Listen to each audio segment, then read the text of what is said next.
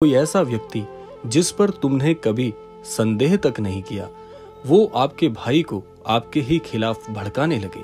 आज का विषय एक चेतावनी है, एक पर्दाफाश है उस व्यक्ति का जो छुपकर आपके भाई के मन में आपके प्रति जहर भर रहा है।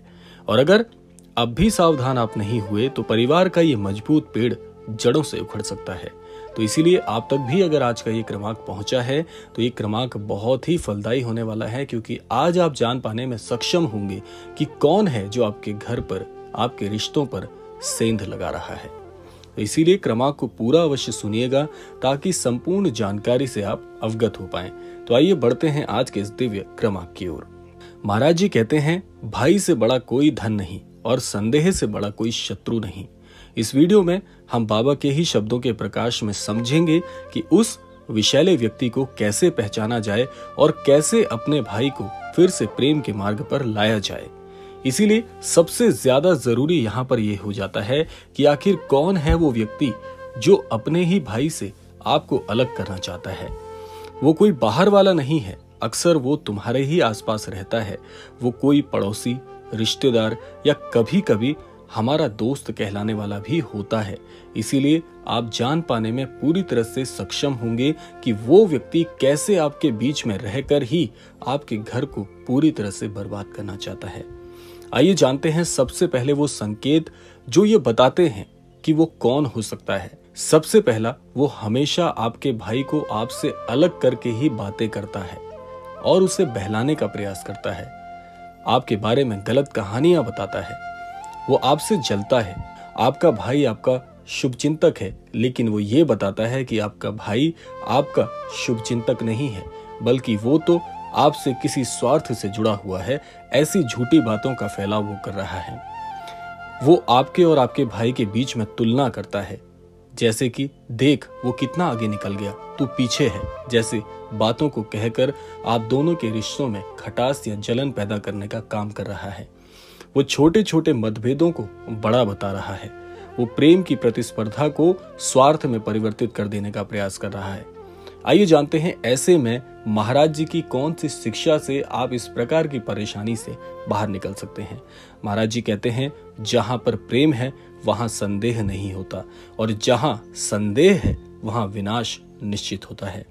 वह व्यक्ति सबसे पहले आपके भाई के दिल में ये बात डालने का प्रयास करता रहता है कि तू अलग है और तेरा भाई तुझसे पूरी तरह से अलग है। ये पहला बीज है संदेह का।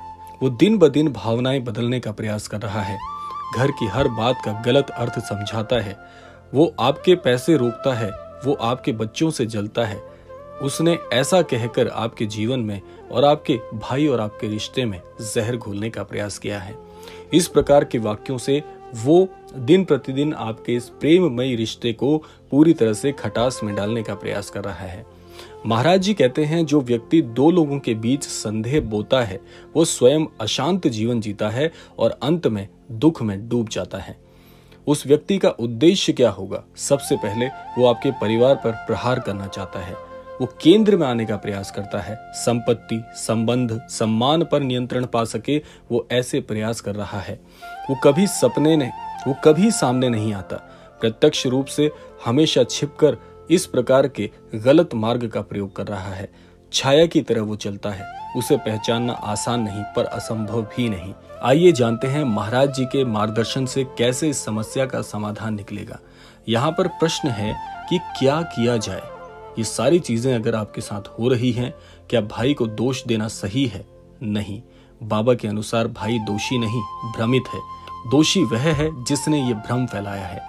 समाधान जानते हैं इसका चरणबद्ध रूप में। सबसे पहले आपको शांति बनाने का प्रयास करना है। देखिए, जब भी हम किसी गलत बात को सुनते हैं तो सबसे पहले हमारा मन जो होता है वो शांत हो जाता है। इसीलिए प्रतिक्रियाएं मत दीजिएगा। प्रतिक्रिया देने से विवाद बढ़ेगा। बाबा कहते हैं, धैर्य ही सबसे बड़ी पूजा है। हर परेशानी का हल मिल जाता है बशर्ते आप धैर्य का परिचय दें। दूसरा, भाई से एकांत में प्रेम से बात करें। यहाँ पर किसी व्यक्ति के माध्यम का चुनाव ना करते हुए अपने भ्राता से आपको बैठकर एकांत में शांत मन से बात करनी है। उसे सुनो, समझो, उसकी बात काटो मत। दूसरा, धीरे धीरे पुराना प्रेम याद दिलाओ। तीसरा है, उस व्यक्ति से दूरी बनाओ अगर आप समझ गए हैं कि वो व्यक्ति कौन है, यहाँ पर कौन व्यक्ति ऐसा काम कर रहा है, कुछ झलक तो आपको जरूर मिल गई होगी।